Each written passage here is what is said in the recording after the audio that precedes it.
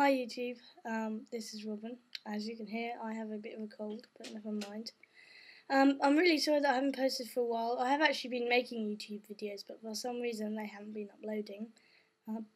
As you can see, I'm now back from America. I had a brilliant trip, really very interesting, as you can probably tell from my blogs.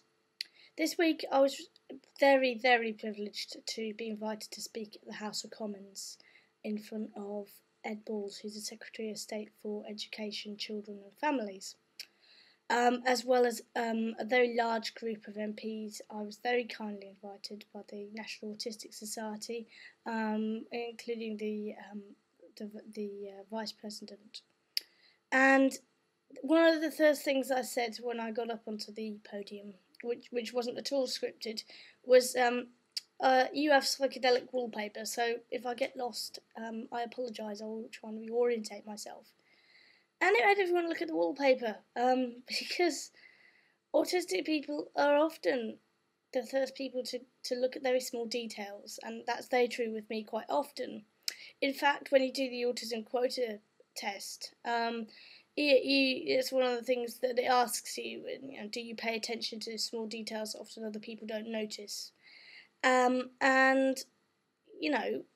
it's a very big part of my life, paying attention to these small details, because I look at these details to try and understand life, because without them, life really doesn't make any sense. The small details are what joins everything together for me. Often I describe my brain as feeling like, if you've ever seen that program Blockbusters has got all these hexagons in light blue and sort of darkish blue, but it's not navy blue, it's just a bit darker than the light blue ones. And they're close together.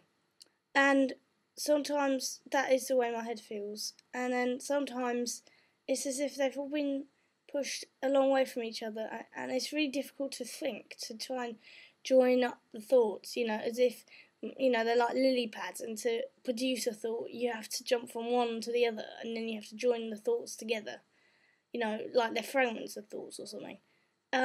So actually those small details are really important, because they're kind of in the gaps. They're kind of, that space in between the hexagons. And sometimes it's very difficult in terms of being able to think. Yeah, I have these very odd experiences, like when I did my maths test last year, I talked about that, and I had these very sort of, almost hallucinogenic experiences just over a maths test. That my sensory information was just so impaired that I was unable to really function very well. And that's difficult because in the neurotypical world, most people don't experience that. So when you try and explain it to someone, they don't always give you the time of day, because, they don't necessarily appreciate it for what it is, or, I suppose perhaps people just feel that you should get on with it. But sometimes that's really difficult, and you just need to, take a break. So this is the wallpaper, just to show you. Anyway, I'll speak to you next week.